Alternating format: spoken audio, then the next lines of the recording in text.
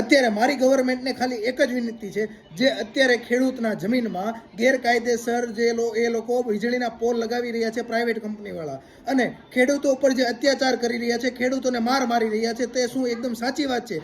જે આ દુનિયાના અન્નદાતા છે અત્યારે એના જ ઉપર આ લોકો આવી રીતે બળજબરી કરી રહ્યા છે. મારી ગવર્મેન્ટને ખાલી એક જ વિનંતી છે કે સાહેબ, જો તમે આ જે કરી રહ્યા છો તે શું એકદમ સાચી વાત છે? જો અત્યારે જે ખેડૂત છે જે બહુ આકરી પરિસ્થિતિમાંથી ગુજરી રહ્યો છે, કારણ કે તમે જોઈ શકો છો કે ખેડૂતો ઉપર અત્યારે પોલીસો દ્વારા લાઠીચાર્જ કરવામાં આવી રહ્યા છે, તેમજ તેની જમીનોમાં તેને બળજબરીથી અત્યારે વીજળીના પોલ લગાવી રહ્યામાં આવે છે. સાહેબ, ચૂંટણી તમને આ માટે અમે નથી જીતાડી, કારણ કે તમે ખેડૂતોના હિતમાં કાંઈક કામ કરો એટલે તમને આ ચૂંટણી જીતાડવામાં આવી છે સાહેબ, નહીં કે અત્યારે તમે તમારી હિટલરશાહી અને મનમાની કરવા માટે અમે તમને જીતાડ્યા છે સાહેબ.